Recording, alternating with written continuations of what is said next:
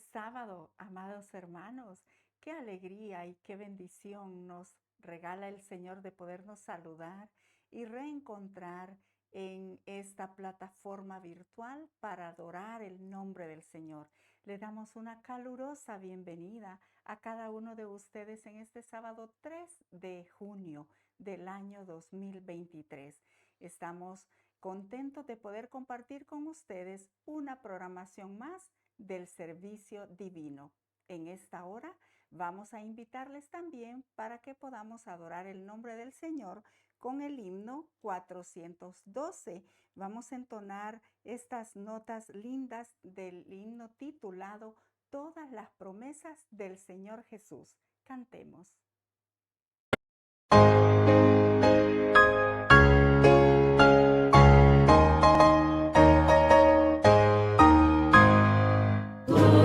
Promesas del Señor Jesús son apoyo poderoso de mi fe.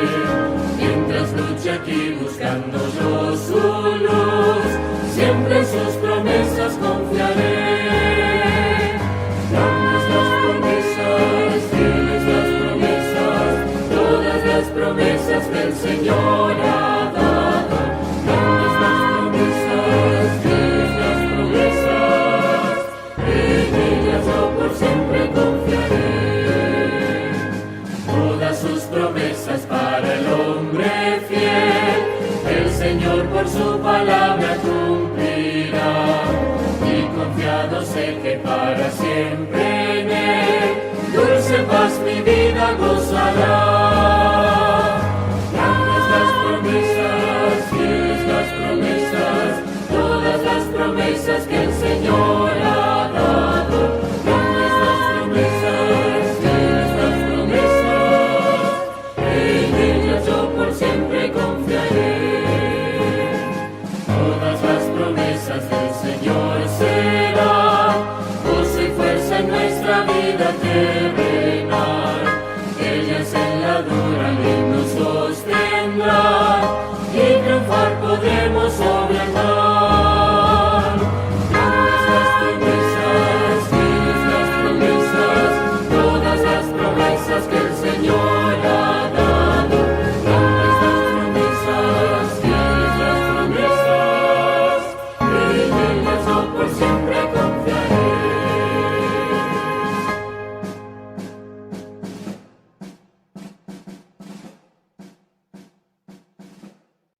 Bien, amados hermanos, en este momento les invito a que puedan tomar sus Biblias, este libro maravilloso y sagrado del Señor, y vamos a abrir en el libro de Romanos. Vamos a leer el capítulo 5, versículo 1 y 2. Leamos. Así, habiendo sido justificados por la fe, estamos en paz con Dios, por medio de nuestro Señor Jesucristo. Por medio de Él, tenemos también acceso por la fe a esta gracia, en la cual estamos firmes y nos alegramos en la esperanza de la gloria de Dios. Les invito en este momento que podamos orar. Querido Dios y Padre, gracias te damos por el don de la vida. Gracias, Señor, porque tú has sido bueno en gran manera y nos has preservado la vida hasta este momento. En esta hora, Señor, queremos poner en tus manos al predicador de esta mañana. Que no hable él, sino que sea tu Santo Espíritu hablando a través de sus labios. Por favor, Señor, bendice a cada uno de los hermanos que nos sintonizan y nos miran en esta hora, para que ellos también puedan ser alcanzados por tu gracia divina y puedan ser llenos del poder de tu Espíritu Santo.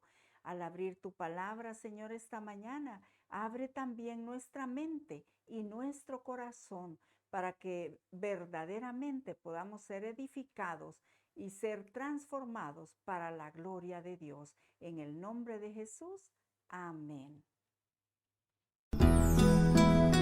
Comparte esperanza. Comparte Hope Media Honduras, llevando esperanza.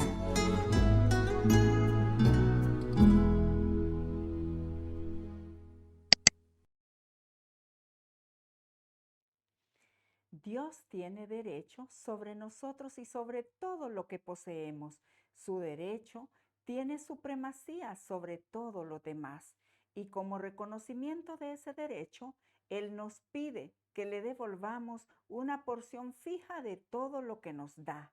El diezmo es la parte que Él espera por indicación del Señor, le fue consagrado desde los tiempos más antiguos. Review and Herald, diciembre 8 de 1986. Muy bien, mis amados hermanos, en este momento, después de esta lectura especial, pasaremos entonces a lo que es la parte donde todos podemos participar, que es depositar nuestros diezmos y ofrendas. Si usted está en casa por alguna situación, puede contactarse con su pastor para que él pueda llegar y pueda tomar esos diezmos y llevarlos al lugar que les corresponde a nuestro Padre Celestial, que es la iglesia. Muy bien, entonces vamos en este momento a ver el video Probad y Ved.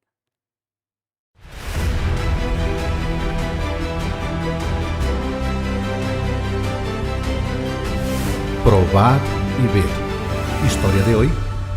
Cada día una misión. Acepté una invitación y considero que es de Jesucristo, porque nadie me recomendó, nadie me preparó, ni siquiera conocía la Biblia. Yo tuve un sueño con aquella ropa larga. Esa ropa era de bautismo y entrábamos con dificultad por una puerta. A nadie le resultaba fácil, pero Dios me había invitado. Ese era el camino, no había otro. Todo cambió en mi vida después que me bauticé. De inmediato recibí el cargo de misionera, de ganar almas. Nunca vacilé, nunca cambié de rumbo y las primeras personas que gané fueron mis padres. Yo tuve 11 hijos. Y todos ellos conocen la Biblia. Yo fui una mujer que siempre trabajó y todo lo que mis hijos tienen hoy, su conocimiento de la verdad fue gracias a mí. Yo no tengo estudios ni títulos, no tuve la oportunidad, pero mis hijos, todos ellos, conocieron el Evangelio. Cuando acepté la verdad, organicé un pequeño grupo en mi casa y todos los jueves venía un pastor a dirigir un estudio y yo invitaba a todos mis vecinos. El grupo creció y el pastor Daniel Ferreira Porto vino a hablar conmigo y dijo: hermana, necesitamos un salón o una casa para arrendar y formar una iglesia. Al otro día estaba entusiasmada con eso porque mi casa se hacía pequeña.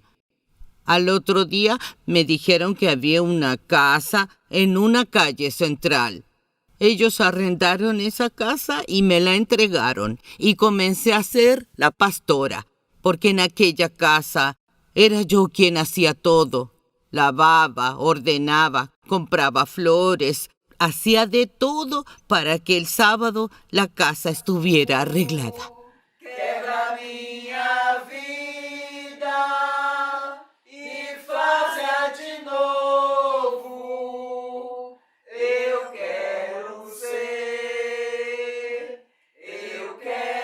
ser vaso novo. Salía a las 8 de la mañana y volvía a las 10 de la noche. Y solamente hacía la obra de Dios. Tengo 103 años y con fidelidad nunca cambié mi pensamiento, mis ideas ni mi rumbo. Mi trabajo es conquistar almas. Ya no soy capaz de ir a predicar el evangelio como antes, de casa en casa, a dar estudios, pero en mi casa, cuando entra alguna persona que no conoce la Biblia, la primera pregunta que le hago es: ¿Tú o usted conoce la Biblia? Cuando viene alguna persona a trabajar o arreglar cualquier cosa, es la primera pregunta que le hago. ¿Tienes una Biblia? Mi marido no lo aceptaba y después de 3 años, él se bautizó y murió también en Cristo. Y mis hijos se fueron bautizando dependiendo de sus edades. Los fui llevando a todos a la iglesia y allí están todavía, gracias a Dios. Probad y ved. Ahora los invito a participar de este momento especial de adoración a través de los diezmos y ofrendas. Que Dios los bendiga ricamente.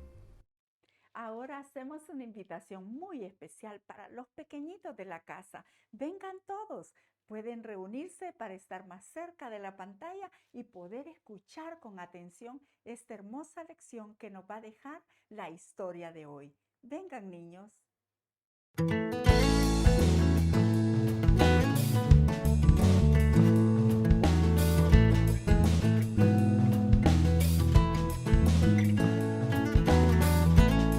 Hola chicas y chicos, la historia de hoy se llama El cruce del caudaloso río.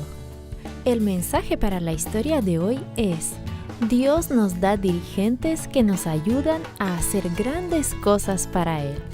El versículo para memorizar está en Josué capítulo 3, versículo 5 que dice: Mañana verán al Señor hacer maravillas. ¿Cómo te sientes cuando te despiertas una mañana y sabes que algo emocionante va a suceder?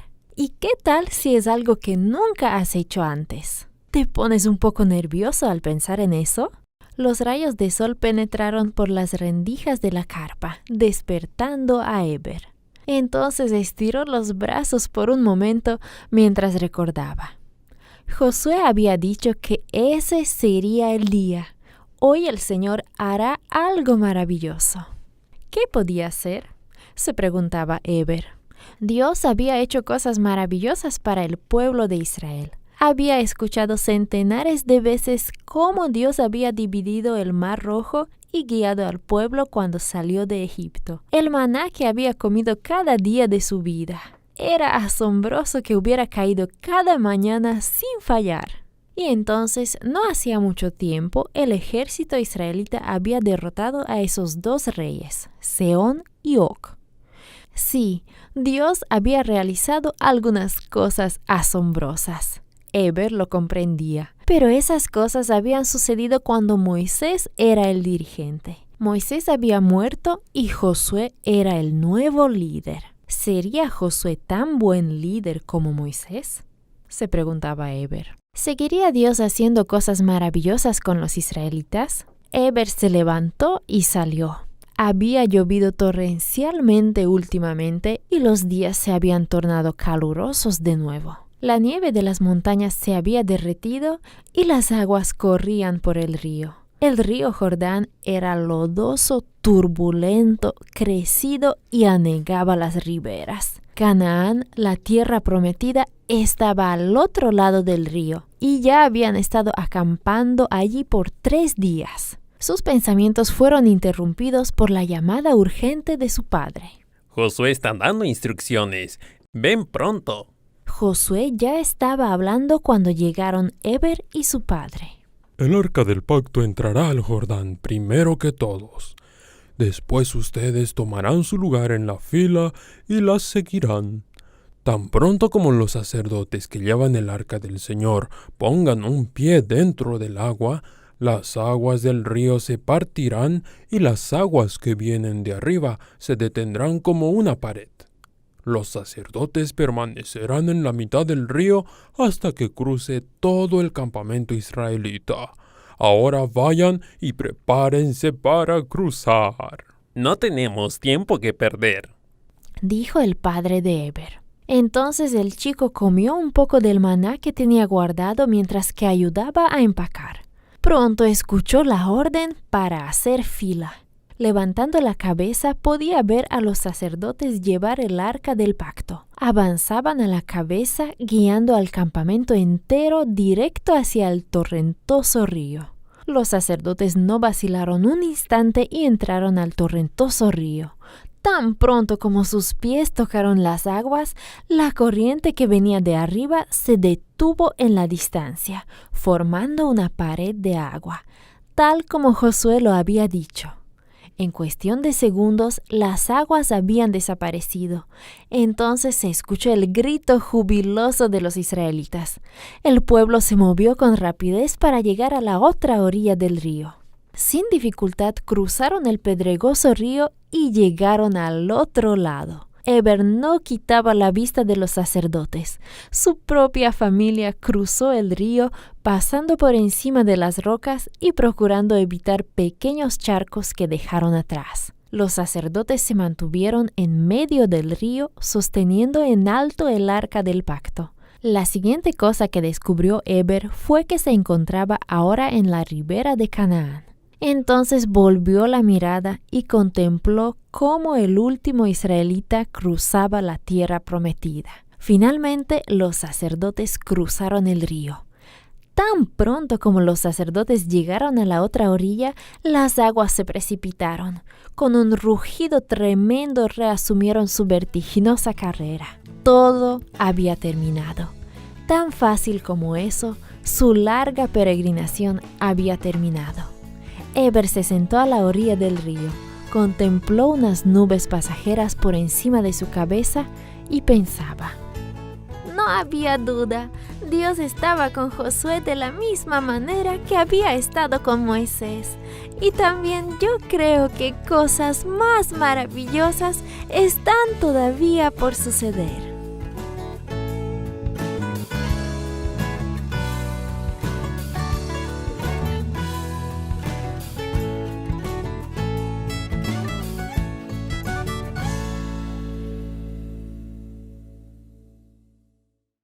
Y después de haber escuchado esa hermosa historia para nuestros pequeños, es el momento para todos los de la casa. Vamos a escuchar en esta hora el sermón titulado Justificación por la Fe en los labios de nuestro hermano Gary Gregory. Bienvenido, hermano Gary, y que el Señor pueda hacer uso de usted en este momento. Para un cristiano que ya tiene un poquito de recorrido en la carrera espiritual, es inevitable en algún momento de ese transitar. Es imposible, diría yo, que no se haya encontrado en algún momento con la frase o el término justificación por la fe o justificación por fe. Es un concepto, digamos, un tanto revolucionario. Revolucionarios para algunos, en especial para aquellos que proclamaban que hay una lista de cosas que el ser humano puede hacer para, digámoslo así, obtener la gracia de Dios y la salvación. Pero que a la luz de lo declarado en la palabra del Señor en las Sagradas Escrituras, es imposible de sostener, es imposible de demostrar, es imposible de, al contrastarlo, poderlo simplemente dar como algo cierto. En este día, con la ayuda del Señor, yo espero que pueda contribuir unas pequeñas aristas, algunas guías básicas, basadas en un escrito está, de algunas de las partecitas en este largo caminar llamado justificación por la fe, para que cada uno con oración y bajo la dirección del Santo Espíritu del Señor pueda fortalecer su experiencia y su vivencia con nuestro Padre Celestial. Les invito a que inclinemos el rostro, vamos a orar. Amante Padre, en este momento hemos de abrir tu palabra, buscando en ella la verdad, como tú has proclamado, ahí está.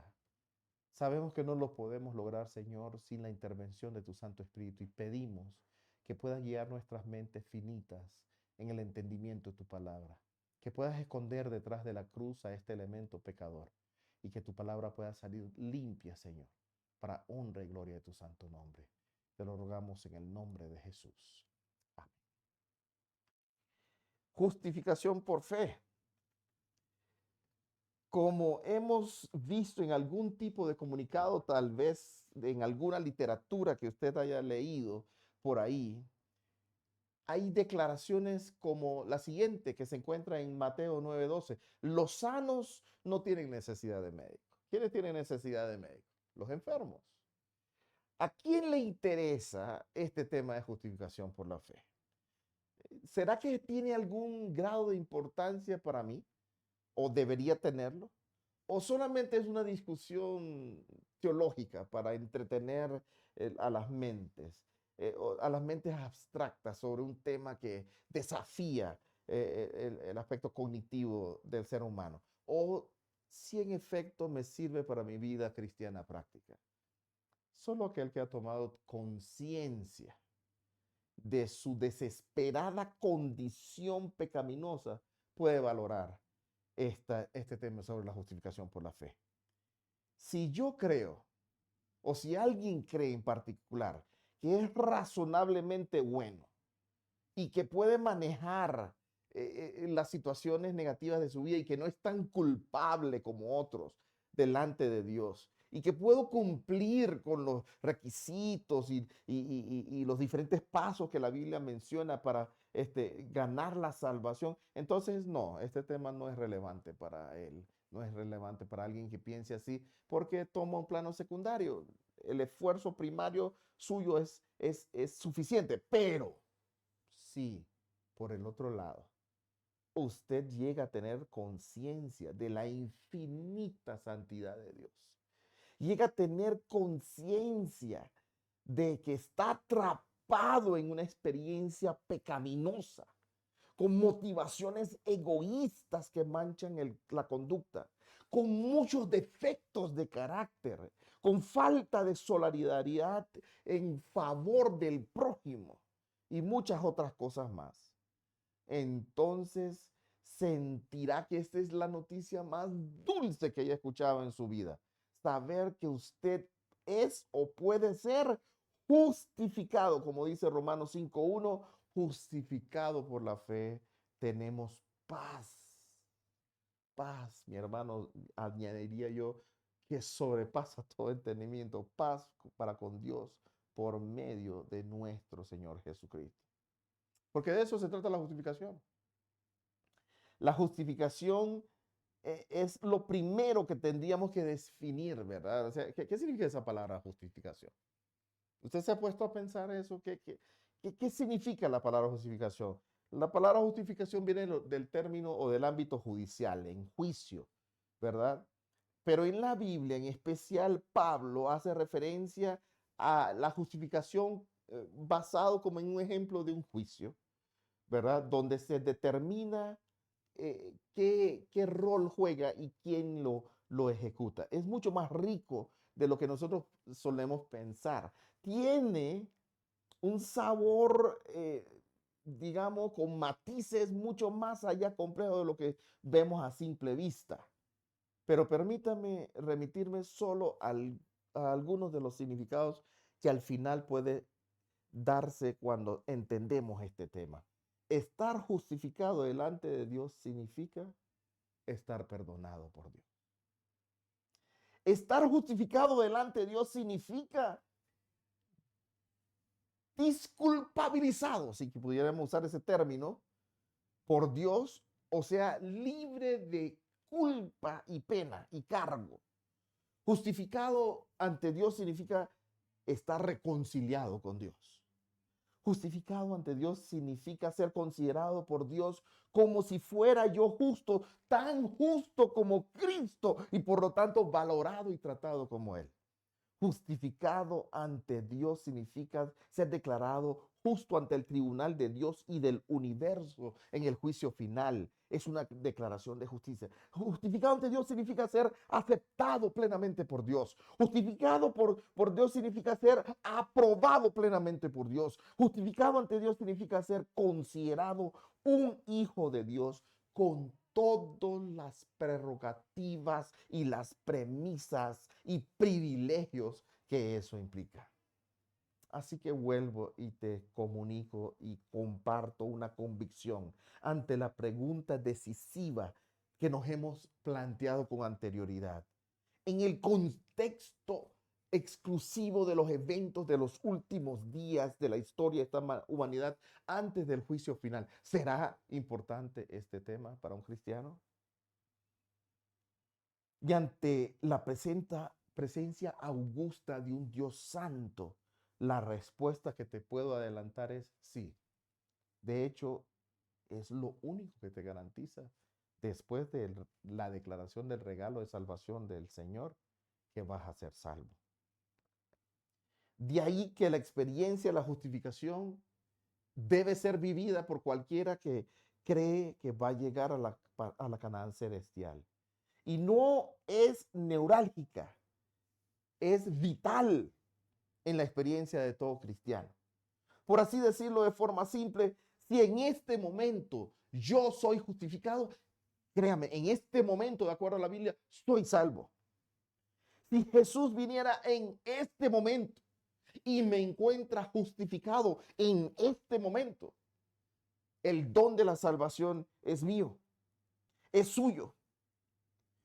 Es el pase de entrada al cielo. No sé qué decisiones voy a tomar mañana. No sé si rechazaré el Espíritu del Señor mañana. Pero hoy, si estoy bajo lo que vamos a estudiar, tú y yo tenemos garantía de ser justificados y por lo tanto salvos. Entonces, ¿cómo podemos estar seguros de que estamos justificados? ¿Cómo puedo estar yo seguro que voy a ser justificado si a cada rato irremediablemente peco? A cada rato irremediablemente me desvío. A cada rato me desconecto. Y voy a ir a la presencia de un ser que es perfecto, de un ser que es santo, de un ser que no tiene aristas de esta variabilidad que tenemos nosotros como seres humanos. ¿Cómo puedo entonces tener bajo esas circunstancias la seguridad del perdón de Dios, de su aceptación, de su aprobación y entonces por ende la salvación? Vamos a ver qué dice la Biblia. Vamos a ver qué dice la Biblia. Y en este mismo contexto, en Romanos, vamos a encontrar algunas de esas respuestas. Respuestas que encontró en su experiencia espiritual Martín Lutero. Encontró y lo resumió en 3 grandes y únicas razones por las cuales somos justificadas. Y estas razones son exclusivas y excluyentes, por lo cual que una vez que lo entendemos, sabemos que no hay absolutamente más nada que agregar. Y esto nos da la seguridad absoluta que el Señor quiere garantizarnos. Él los denominó en 3 solos o solas la justificación. Solo gracia, que significa solo gracia. Solo Christus, solo fide. Esto significa que no hay ninguna, escúchame bien, ninguna otra razón por la cual Dios te justifica a ti, que Dios me justifica a mí. Solo estas 3 razones hay para que Dios nos justifique. Ya le veo la expresión del rostro, ¿verdad? Bueno, vayamos a la Biblia. Romanos, el capítulo 3, versículos 24 y 25. Lea conmigo. La palabra del Señor dice de la siguiente manera: siendo justificados gratuitamente por su gracia, mediante la redención que es en Cristo Jesús, a quien Dios puso como propiciación por medio de la fe en su sangre, para manifestar su justicia a causa de haber pasado por alto en su paciencia los pecados pasados. Solo por gracia, solo gracia. Siendo justificados, dice la palabra, gratuitamente. Gratuitamente por su gracia. ¿Qué es gracia? Bueno, solemos decir que gracia es favor inmerecido. Y bien, sí, En su esencia más básica eso es lo que significa. Sin embargo, en este concepto se tienen que ver otros actos y es basado solo en actos. Pero los actos per se, si solo se limitase a eso, entonces nos dice que lo que es hoy, mañana ya no lo es. Un acto no es válido tal vez mañana si es válido hoy o si fue válido ayer. Pero cuando entendemos que además de actos divinos, la gracia se refiere a un atributo del carácter de Dios. Y nos damos cuenta que Dios nos ama, Dios nos recibe, Dios nos acepta, Dios nos bendice y Dios nos salva, aun cuando no nos lo merecemos. Llegamos a entender que no hay un solo instante en la gracia que o sea, la gracia, no esté disponible para ti y para mí. Porque por definición, siendo que es un atributo de Dios, Dios es inmutable y no cambia.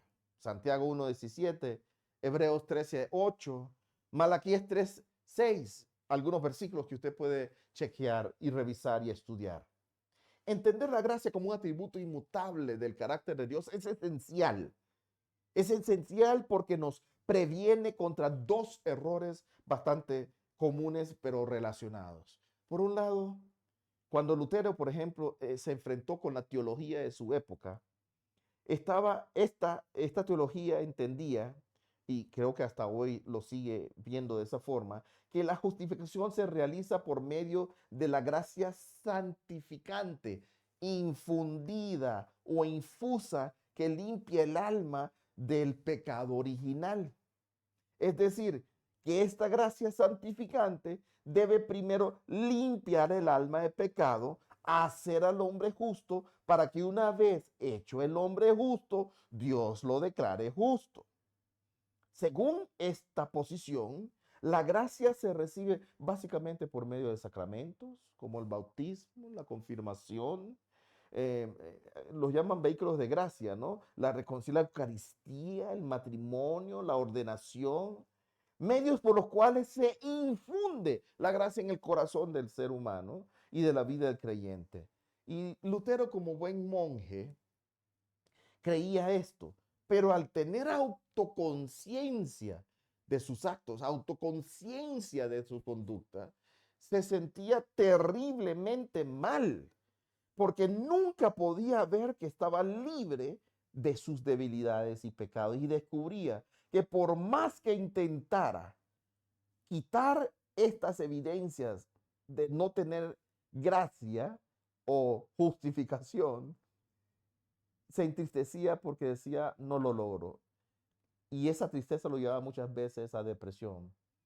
Pero cuando comprendió que la gracia no está en lo que el corazón del hombre pueda darse, sino que la gracia está en el corazón de Dios, que allí es donde es un atributo permanente del carácter eterno de nuestro amante Padre Celestial, porque Dios es inmutable. Su alma empezó a encontrar paz. Descubrió que la gracia verdadera justifica. La gracia verdadera no es infusa, sino es extrínseca. O sea, no está en mí, está en Dios, porque la gracia de Dios siempre está disponible para el que sienta necesidad de ella. Y Dios así la ofrece libremente.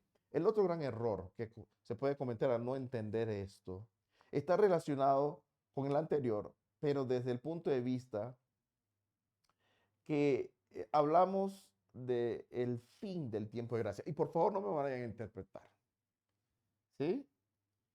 A veces hablamos del fin del tiempo de gracia como este gran evento escatológico según el cual va a llegar el momento preciso donde ¡pum!, cortado. Y entonces aplicamos el principio de que el que sea impío continuamente, que ya hasta ahí hay oportunidad. Como que hay un reloj divino colgando, tic, tac, y en un momento dado, ¡pum!, y el que llegó, llegó, y el que no llegó, no llegó. Esto se basa en un error de interpretación, diría yo, del carácter de Dios y del proceder de Dios hacia el hombre y del concepto del tiempo. La forma en que nosotros manejamos el tiempo no es la misma de cómo lo maneja Dios. nosotros tendemos a ser lineales solamente con aspectos del tiempo. Hay un momento de inicio y hay un momento final. Pero Dios no cuantifica el tiempo o cuándo es el momento indicado en base a una línea de tiempo como tal, sino que Dios se mueve en el ámbito de Kairos, que es el momento oportuno, conveniente, el momento en que Dios considera que todas las condiciones están adecuadas para que se cumpla lo que Él ha dicho que se va a cumplir, y entonces declara el fin. Cristo no saldrá del santuario hasta que todo el mundo haya tenido la oportunidad de arrepentirse y ser salvo. Una vez, en forma masiva, toda la humanidad, al fin de la historia, haya tomado una decisión íntima, irrevocable, ya sea en favor de Dios y de aceptar su regalo o aceptar las artimañas del enemigo, Dios, sabiendo que ya nada moverá a los impenitentes de su posición y que nada podrá hacerlos retroceder en el momento, entonces declarará: este es el momento adecuado, este es el momento oportuno, fijados en el reloj cósmico, y dirá: hecho está, hasta aquí. Y esta última visión es la que corresponde con el carácter de Dios, que en realidad es como Jesús dijo: no envió Dios a su Hijo al mundo para condenar al mundo, sino para que el mundo sea salvo por él. Juan 3:17. Una de las más bellas definiciones y descripciones de lo que significa la gracia se encuentra en la declaración de una escritora muy prolífera, Elena White. La gracia es un atributo de Dios ejercido hacia los seres humanos indignos. Nosotros no la buscamos, sino que fue enviada en busca de nosotros. Dios se complace en concedernos su gracia, no porque seamos dignos de ella, sino porque somos rematadamente indignos. Lo único que nos da derecho a ella es nuestra gran necesidad. Eso fue lo que ella escribió, tremendas palabras. Y Pablo lo refuerza esta idea, porque en Romanos 3:24, él enfatiza vehementemente en la palabra, dice gratuitamente. La justificación nos es otorgada gratuitamente, sin que tengamos que aportar absolutamente nada a priori. No se nos exige a priori, y repito de nuevo, no se nos exige a priori ni obediencia, ni perfección de carácter, ni victoria total sobre el pecado. ¿Qué significa esto en términos prácticos? Yo no tengo que tener una vida perfecta para aceptar la gracia del Señor. Yo no debo haber cumplido con una serie de requisitos que me hagan digno o indigno de aceptar la gracia del Señor. No, basta con aceptar así nomasito el regalo que Dios te dio. Ya que por las obras de la ley, dice la palabra, ningún ser humano será justificado delante de él. Eso está en Romanos 3:20. Pero ahora, aparte de la ley, se ha manifestado la justicia de Dios, testificada por la ley y por los profetas. La justicia de Dios por medio de la fe en Jesucristo para todos los que creen. Para todos los que creen en Él. Así que concluimos esa parte diciendo que el hombre es justificado por la fe, sin las obras de la ley. Versículo 28. Volvemos a enfatizar. A priori. O sea, antes de la justificación, Dios no pide obediencia del hombre. La obediencia del hombre no es causa de la justificación, sino efecto que se produce a posteriori después de recibirla, como una respuesta libre, voluntaria y gozosa a la maravillosa gracia que Dios nos ofrece. Siguiendo a un autor brillante, por cierto, y que bastante acertado escribió, podemos sintetizar el concepto de la gracia diciendo que la gracia es Dios aceptando lo inaceptable en Jesucristo. Segundo principio, solo por Cristo, solo Cristo. Dice Romanos 3, 24, 25, siendo justificados mediante la redención que es en Cristo Jesús, a quien Dios puso como propiciación.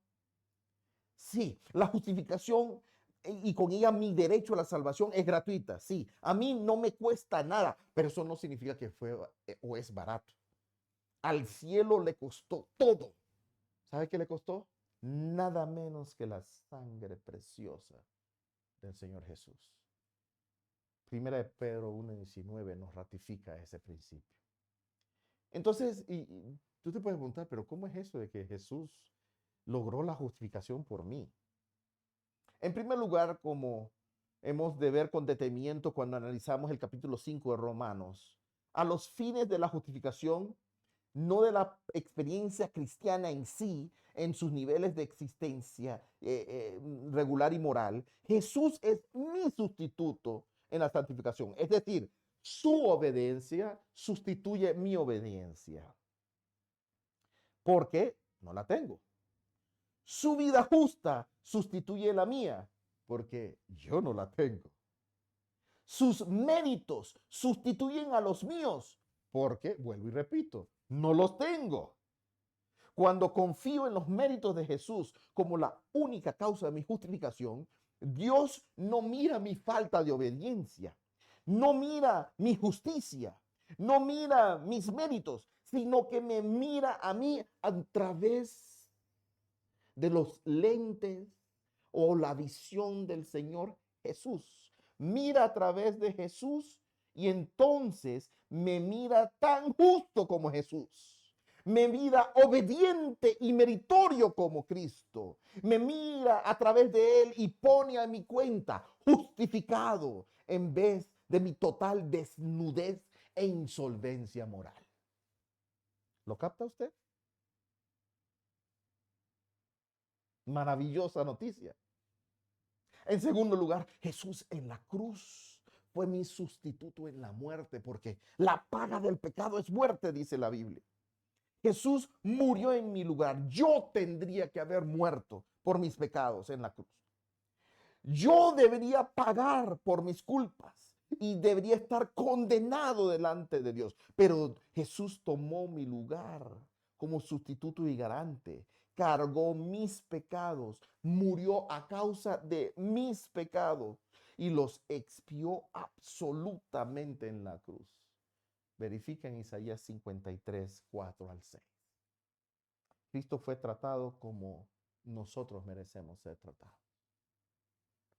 Cristo fue tratado como yo merezco ser tratado para que nosotros pudiésemos ser tratados como Él se merece. Fue condenado por causa de mis pecados, por causa de tu pecado, para que no, de los cuales definitivamente no participó, con el fin de que nosotros pudiésemos ser justificados por medio de su justicia, en la cual nosotros no hemos participado. Él sufrió la muerte que era nuestra para que usted y yo pudiéramos recibir la vida que es de Él. Al que no conoció pecado, por nosotros lo hizo pecado, para que nosotros fuésemos hechos justicia de Dios en Él.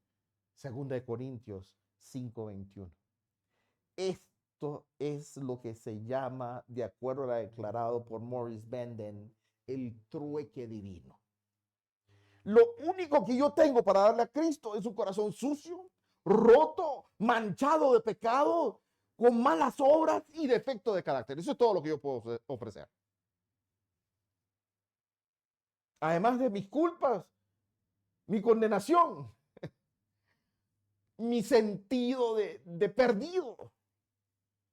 A cambio, Jesús me da toda su justicia, su obediencia perfecta, su carácter perfecto, su justicia perfecta, su expiación y la liberación absoluta de culpa y condenación. Y aquí hay un aspecto muy importante que tiene que ver con la seguridad de la justificación de la salvación. Y vamos a acudir, por decirlo así, a una fantasía. Si cuando confieso mis pecados, Dios no me perdonara, no me justificara, no me aceptara, no solamente no estaría siendo misericordioso, sino inclusive no estaría siendo justo. Y eso haría que Él faltase al pacto, porque en la cruz Dios se comprometió a perdonar mis pecados, a justificarme por medio de Cristo.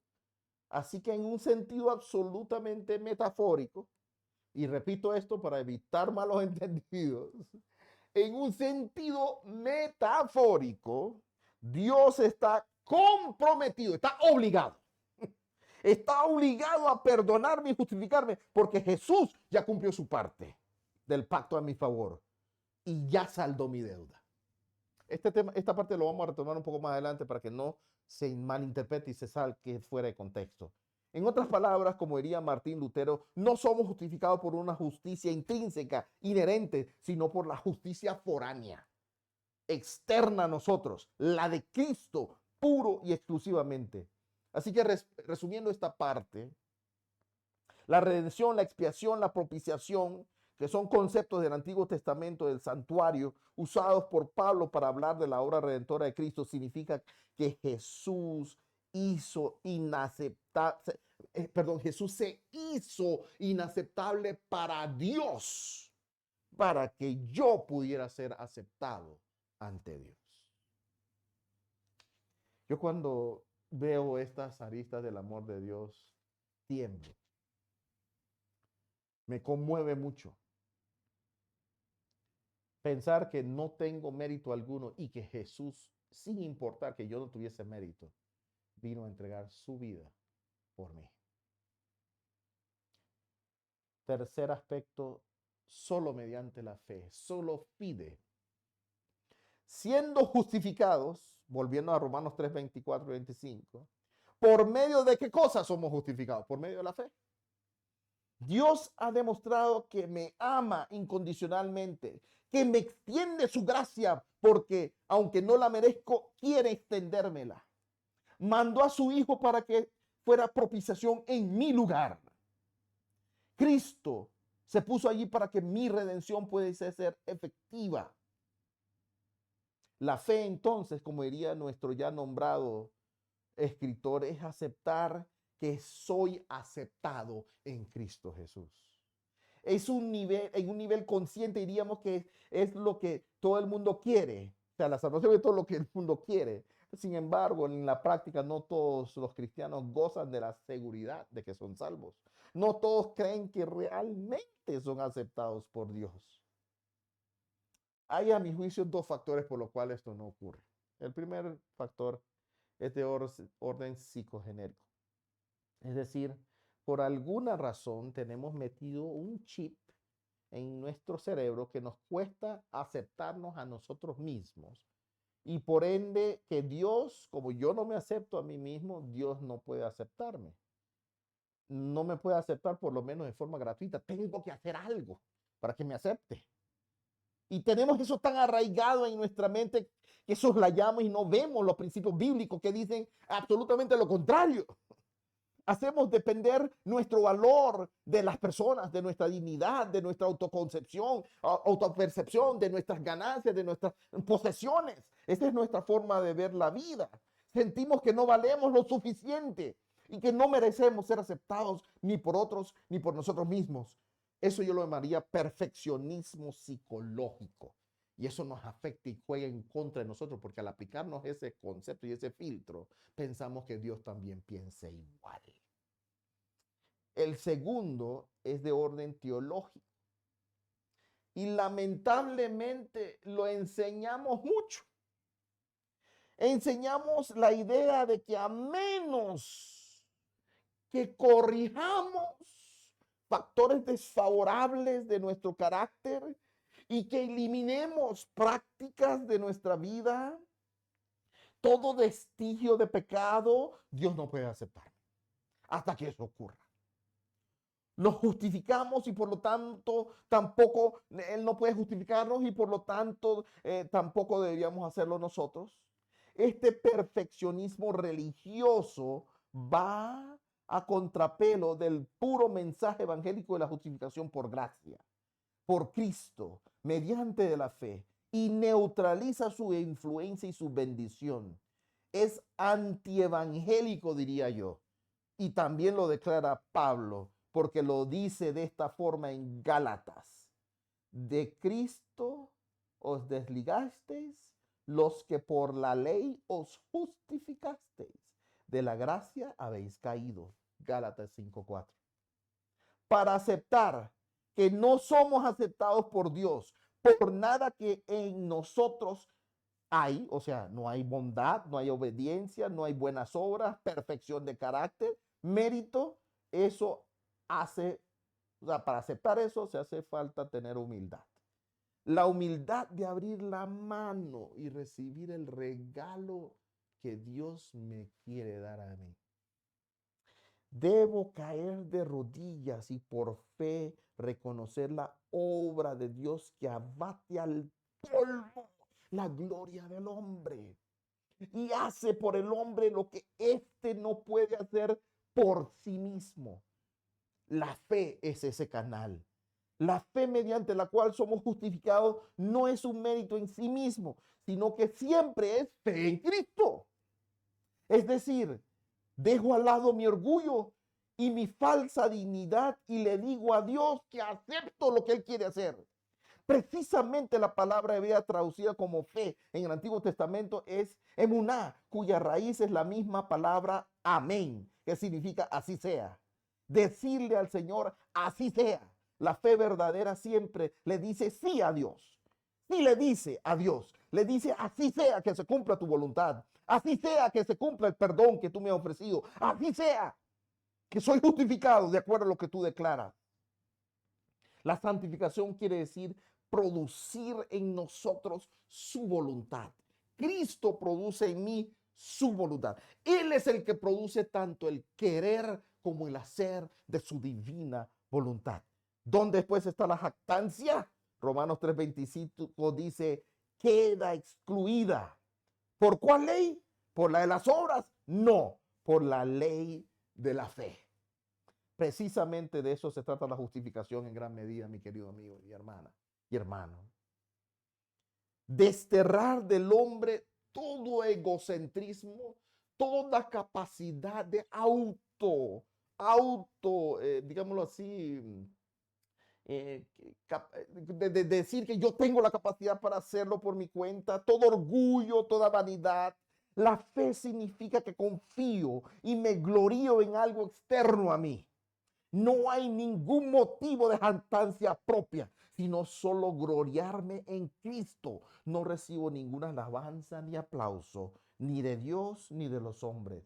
Así que recapitulando y ya aterrizando, la gracia es Dios aceptando lo inaceptable en Cristo. La redención es Cristo haciéndose a sí mismo inaceptable ante Dios para que yo pueda ser aceptable ante Él. Y la fe es aceptar que soy aceptado en Cristo. Si usted se ganara hoy alguna declaración de alguien que viene y te dice, Heidi, María, José, te regalo $500 millones. ¿Qué haría? Algunos de repente dirían, tengo que ver si es de origen ilícito. ¿Quién va a querer regalarme a mí $500 millones a cuenta de qué? Otro preguntaría, ¿y qué tengo que hacer? No, nada. Te los obsequio, te los doy. La mayoría seríamos escépticos. Bueno, la salvación vale mucho más que $500 millones. Y si en efecto Dios viene y te dice, te la doy, te la regalo, lo único que tienes que hacer es aceptarlo por fe. Y cuando lo aceptas por fe, estoy a la puerta y toco, dice Jesús. El que abre la puerta, entraré a él y cenaré con él y él conmigo. Y ahí comienza a producir el Señor todos los frutos. se vuelve la vida perfecta, pero no por ti, porque Cristo mora en ti. Mas ya no vivo yo, dijo Pablo, mas vive Cristo en mí. Que podamos entonces alegre y humildemente aceptar con plena gratitud la salvación tan generosa, libre y amplia que Dios ha provisto para cada uno de nosotros, para que podamos vivir confiadamente durante este tiempo final y encontrarnos con nuestro Salvador y Señor Jesucristo de forma gozosa y con los brazos abiertos, verle venir y decir: este es nuestro Dios, le hemos esperado y Él nos salvará. ¿Hemos comprendido en qué consiste la justificación por la fe?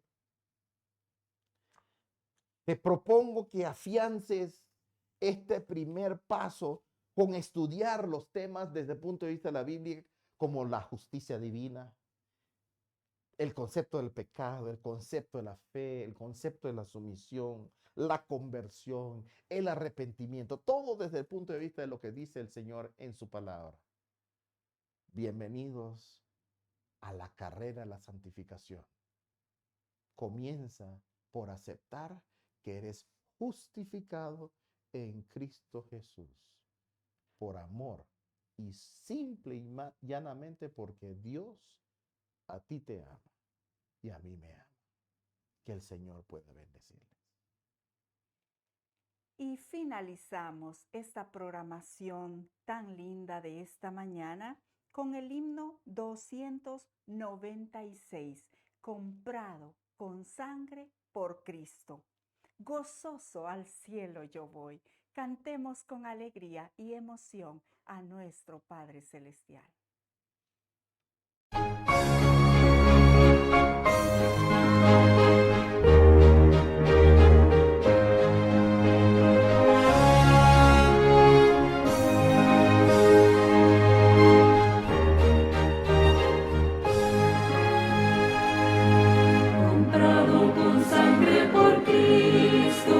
Gozoso al cielo yo voy, librado por gracia infinita, cual hijo en su casa estoy.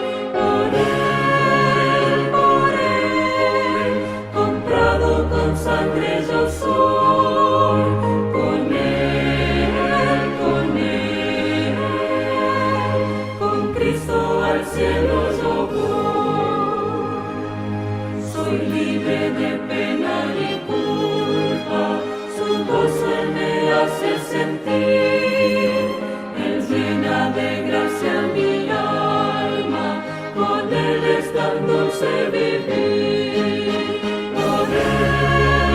Por Él, comprado con sangre yo soy, con Él, con Cristo al cielo yo voy.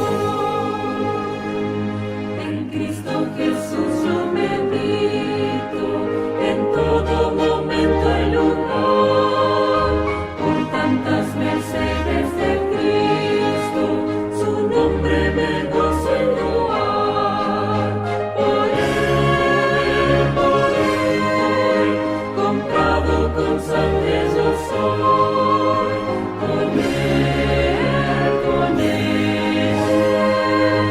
con Cristo al cielo yo voy. Yo sé que me espera corona, la cual a los fieles dará. Me entrego con fe al Maestro, sabiendo que me guardará. Por Él, comprado con sangre yo soy,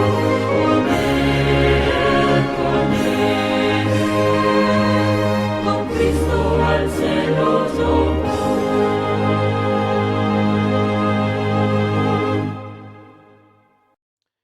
Oh Padre, gracias te damos, Señor, por tan maravillosa noticia.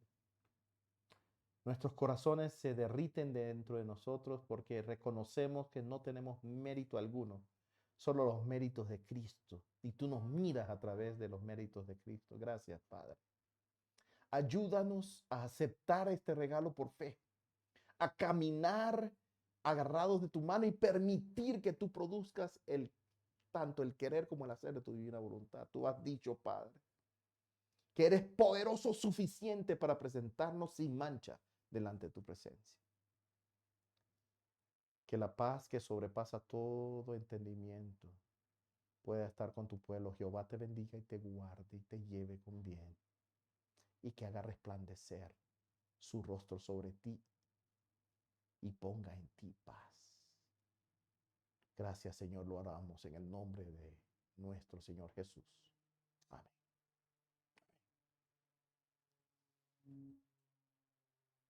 Muy bien, queridos hermanos, llegamos al final de esta programación invitándoles para que puedan conectarse nuevamente el próximo sábado.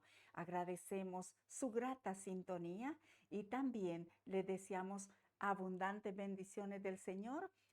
Para nosotros, como Asociación de Coma y Agüela, fue un verdadero placer haber presentado esta programación. Reciba de nuestro campo un caluroso saludo. Bendiciones. Hope Media Honduras te desea un muy feliz sábado. Hope Media Honduras, llevando esperanza.